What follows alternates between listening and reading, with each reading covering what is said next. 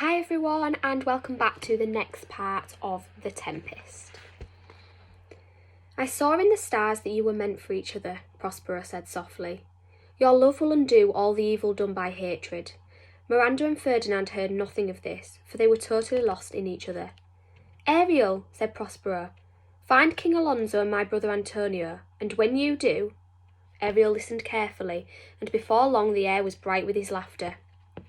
On another part of the beach, two sailors swayed across the sand, leaning against each other to stop themselves from falling over. One was Trinculo, a thin man with ginger hair and a freckled face, and his companion was Stefano, who had a shock of grey hair and a stomach as round as a watermelon. They had been washed ashore together with a cask of wine, which they had fast consumed. Now they were so drunk that when Caliban jumped out from behind a rock and grovelled at their feet, they were not entirely sure that he was really there. Caliban had been watching Trinculo and Stefano for some time, and his quick, cunning mind had seen a way to use them to get rid of his master Prospero. "Gentle gods," Caliban cried, "have you come from the sky to save me?" "He thinks we're gods," Trinculo giggled. He's an ugly brute, but he knows good breeding when he sees it," whispered Stefano. "That's right, we're gods from the moon," he said to Caliban. "Save me," Caliban begged. "Save me from the wicked enchanter who has enslaved me, and I will give you all his treasure and be your faithful servant forever."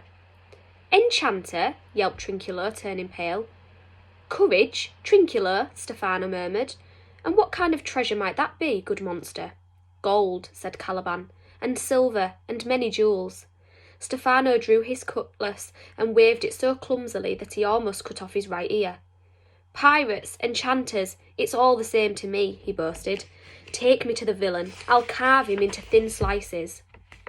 With a whoop of delight, Caliban led the way along the jungle track to Prospero's cave. After the long walk through the jungle's heat and shadows and strange sounds, Stefano's head began to clear, and he no longer felt as bold as he had earlier, and Trinculo was trembling like a mouse's whiskers. Is it much further?" Stefano asked Caliban. "There," Caliban replied, pointing. Trinculo stood on tiptoes and peered. He could see the mouth of a cave, filled with an ominous darkness. "Why, don't we walk side by side?" he gibbered. "Then nothing can harm us." Even as he spoke, the darkness in the cave began to move. It poured out of the cave mouth, coiling like black mist, and the mist transformed itself into a pack of savage black dogs with red eyes and slavering fangs. Snapping and snarling, the dogs bounded towards the intruders. Trinculo and Stefano turned and ran screaming into the jungle, with Caliban close behind.